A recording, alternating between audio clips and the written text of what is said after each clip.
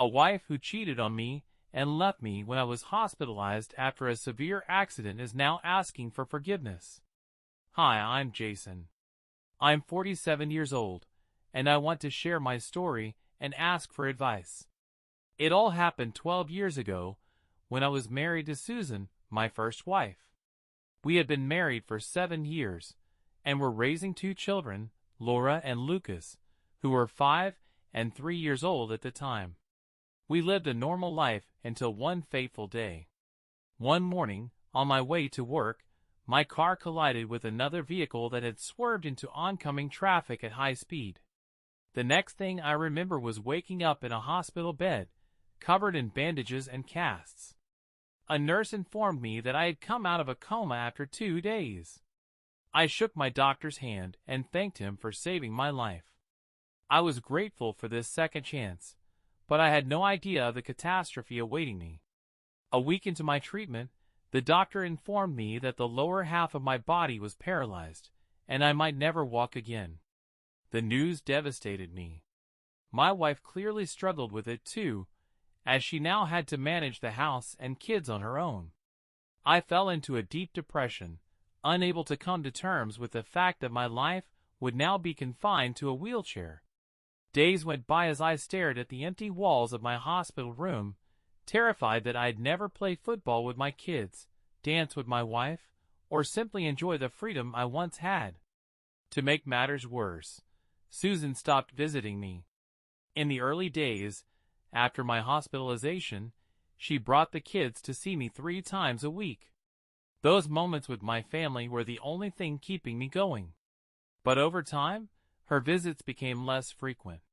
When I begged her to bring the kids more often, she claimed they didn't want to see me so much. I felt powerless. Then, one day, she brought divorce papers to the hospital. She said, "I can't spend my life with a disabled man. I'm still young and attractive. I deserve a normal husband." I can't say I didn't see it coming. I'd sensed the growing distance between us when she began acting cold, but I never thought it would happen so quickly. Just a month after the accident, friends informed me that they had seen Susan in cafes and shopping malls, holding hands with a middle-aged man, probably in his 50s.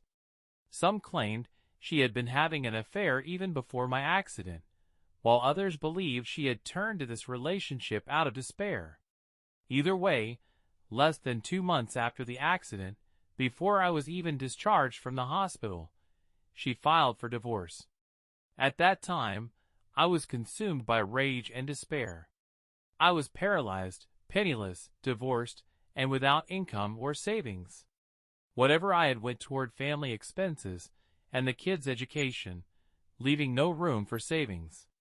Fortunately, insurance covered some of the hospital bills, but I had to use my remaining savings to pay the rest, leaving me with nothing.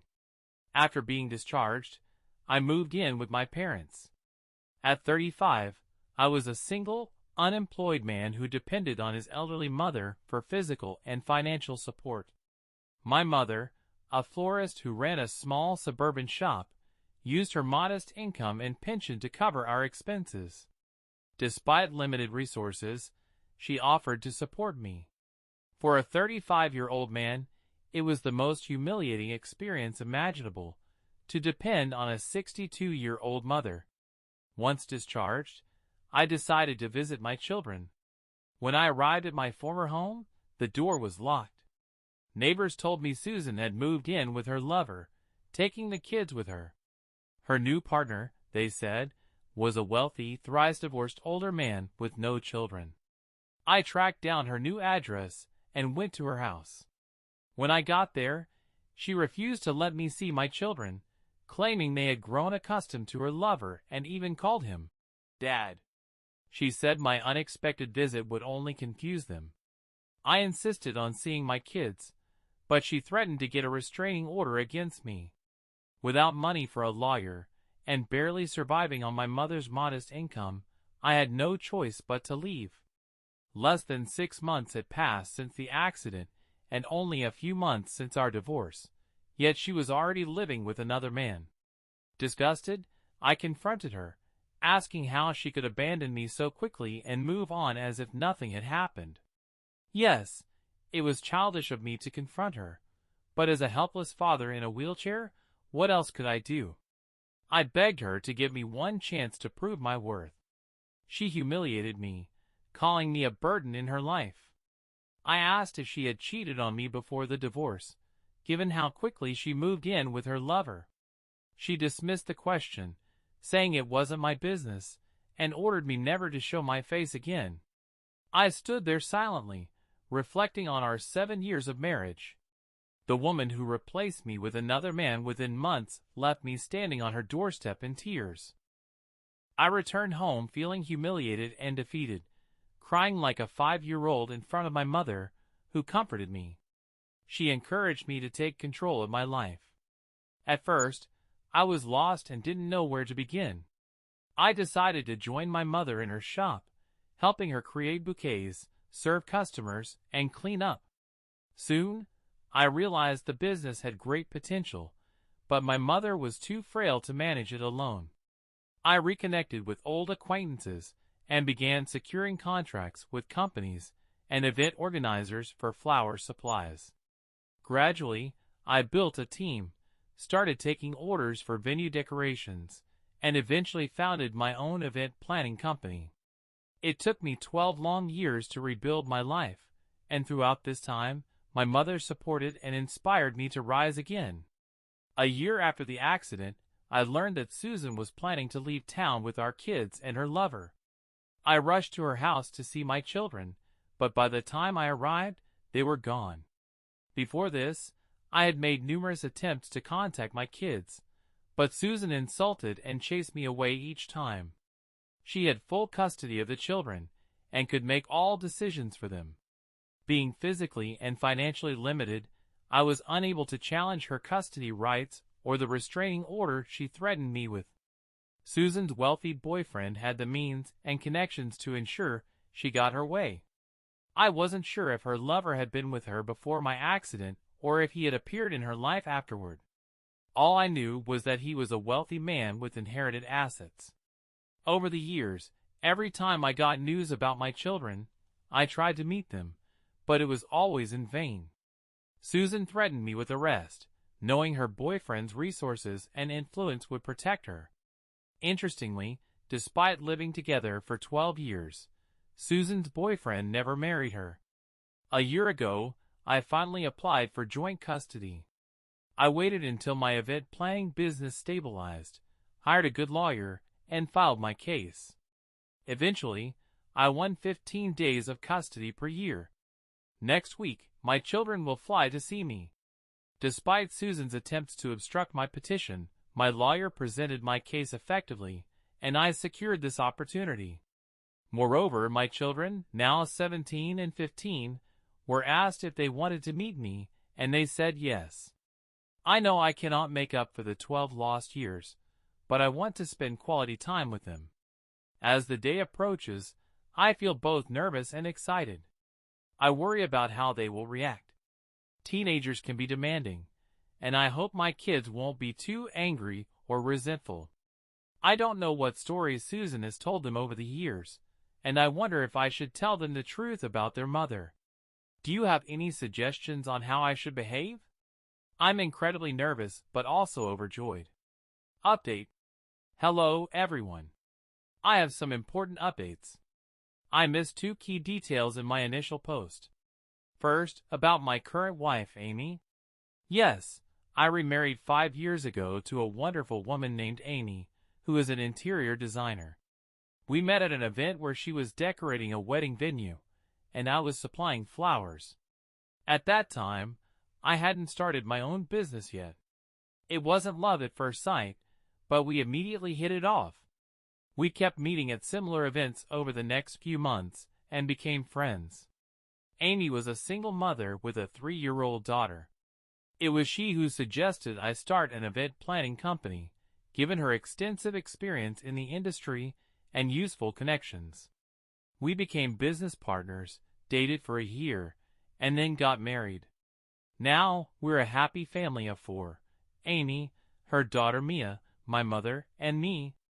Mia was thrilled to gain a grandmother, and my mother adored her just as much. Second, regarding compensation for the accident. I was hit by a truck, and technically, the logistics company that owned the vehicle should have paid me compensation. However, they manipulated the facts of the accident and shifted the blame onto me. Back then, I couldn't afford a good lawyer and didn't receive a cent. You know how big companies operate. They hire expensive lawyers to protect themselves. After Amy and I got married, she encouraged me to revisit the case. With her support, I gathered new evidence and eventually got the justice I deserved. Amy suggested that I file a lawsuit again, as we could now afford a good lawyer.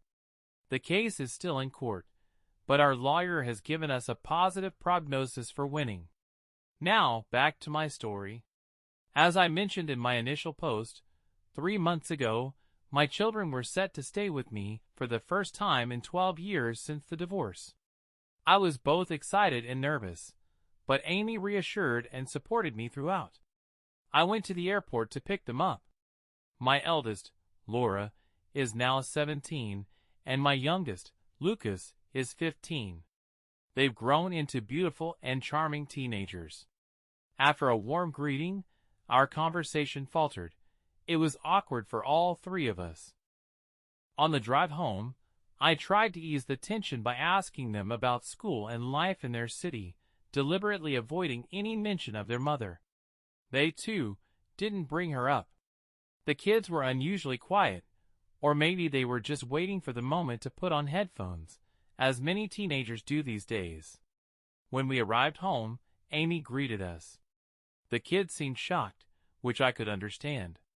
Amy must have been a surprise to them. If their mother could live with another man just months after our divorce, why couldn't I remarry? Amy had prepared a guest room for them. We had dinner together, during which she shared the vacation plans we had organized for the whole family. Their reaction was neutral. They neither seemed excited nor expressed any objections. Amy and I were puzzled by their mixed reactions. Later, they locked themselves in their room, and shortly after, Susan called me, accusing me of deceiving the kids. She claimed I had brought them to manipulate them with Amy. I was stunned by her behavior. She accused me of hiding the fact that I had remarried. I was baffled by her accusations and eventually hung up, but she continued to call persistently. I decided to address the issue directly with my kids. I called them over and asked what was wrong. After a pause, they opened up. They were angry with me because Susan had told them I had abandoned them. She had filled their heads with lies and deceit. I told them the truth, that their mother had left me for another man as soon as she had the chance. They were children back then, but they remembered those events clearly. I explained how Susan had disappeared with them to live in the house of an older man, and how she had threatened and turned me away whenever I tried to reach out. I showed them the court orders and the rejected requests I had made to see them. They started crying and regretted believing their mother's lies all these years. My younger son, Lucas, confessed that he had once tried to contact me via social media, but Susan caught him. She emotionally manipulated him and made him promise never to reach out to me again. The kids also shared that Susan's boyfriend often scolded them at family gatherings, and that Susan and the kids were humiliated for not being part of a formal marriage. Despite paying for their education, the man never acted as a father figure in their lives. My heart broke as I learned what my children had endured. Once the truth came out, we hugged and cried together. We went on a week-long vacation to Florida and had a wonderful time as a family. Laura and Lucas bonded with Amy and Mia, who is now 8. I was overjoyed to see my family united. My kids posted our group photos on social media with the caption, "Happy Family." When Susan saw these photos, she called them and scolded them for their foolish behavior. She accused them of betrayal because they were close to us.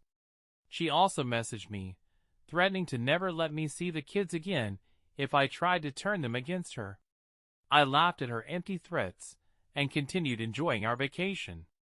After returning from the trip, my children met my relatives, who welcomed them warmly.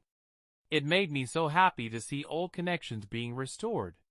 Before leaving, the kids promised to stay in touch despite their mother's threats. They said living in Susan's house was stifling and promised to move in with me once they finished school.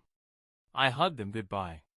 Upon returning, they confronted Susan and told her everything they felt about her actions. She twisted the situation, accusing me of manipulating them. It's been several months since they returned, but we regularly stay in touch. I hope they will live with me soon. If anything changes, I will share an update. Update 2 to follow. Hello, everyone. I know it's been a while since my last update. A lot of drama has unfolded over the past 6 months. First, some great news. The lawsuit against the logistics company has been settled, and I received a significant compensation, not just for the accident, but also for the injustice in the first trial. I shared this news with my children, and they were as happy as I was. They expressed a desire to live with me, and I promised them they would soon be with me permanently. Then, about a month later, Susan showed up at my office. She grabbed my hand and asked for forgiveness. I was stunned by her sudden appearance. She confessed that after my accident, she had been desperate and found an older man who wanted a sugar baby. I didn't know what that term meant until I Googled it that same day. Essentially, she became a kept woman. Her sugar daddy had a bad history with younger women who ran off with his money after a few months, so he decided to settle for someone not so young. Susan, who was 32 at the time. Having 2 children also worked in her favor, as it guaranteed her loyalty to him. The man made it clear he wouldn't marry her because he didn't want to share his inheritance with her children. Susan accepted these terms because he promised to support her financially and pay for the kids' education. When I asked why she didn't get a job, she admitted she had never worked before and doubted she could earn the kind of lifestyle her lover provided. She insisted she did it all for the children's future, claiming they would have grown up in poverty otherwise. Her justification infuriated me. I yelled, saying that if she truly cared about our kids' future, she could have at least given me a chance to recover. She should have discussed her fears with me instead of making hasty decisions and abandoning me without warning.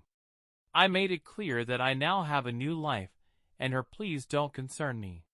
She tried to remind me of our happy memories, like our wedding day and the birth of our children, but I dismissed them, saying I'm a different person now, and those memories no longer hold meaning for me. She crossed the line by claiming that she and my kids were my real family, not Amy and Mia. She even went as far as to say that Mia wasn't my biological daughter, and that I could never build a normal family with Amy and Mia. I was shocked by her cruelty. She insisted that I should take her back so our real family could reunite. I firmly told her that I love Amy and Mia, and they are my true family, not her. Susan refused to leave my office, creating a scene, and only left after I threatened to call the police. When I got home, I told my mother and Amy about the incident. Naturally, Amy was upset, but as the mature person she is, she didn't make a big deal out of it. My mother, on the other hand, admitted she had never liked Susan because of her selfishness. She even suggested that Susan's sudden return was only because of the money I received from the settlement, calling her a gold digger. When my kids learned about their mother's behavior, they confronted her, telling her to get her act together. Somehow, Susan's sugar daddy found out about the incident and threatened to kick her out if she tried contacting me again. I was quite grateful to him for that. The final update. My children are moving in with me this month. They will stay with us for a while before I help them settle into a nearby college. They want to enjoy their student life and live in dorms, which I fully support. I believe we should stay connected while also giving each other the space to grow comfortably. The kids have distanced themselves from Susan, leaving her with nothing but her sugar daddy. I hope she can enjoy her sweet life while it lasts, before it inevitably turns bitter. So what do you all think of this story? Now, my personal thoughts. While most people will say Susan is pure evil, let's try to think from her perspective. In a way, her actions could be justified, as she genuinely tried to secure her children's future. Yes, the excuse of doing it for the kids can be used to cover any action, but still, how would you have handled her situation? Could you dedicate your life to caring for a paralyzed spouse, unable to work because they needed your constant attention? Could you live in depression with no time for yourself? It's easy to judge Susan as a wicked witch from the sidelines, but unless you experience something similar, you'll never truly know how you'd react. Thank you for reading this story to the end. Be sure to check out our previous updates and leave your thoughts in the comments.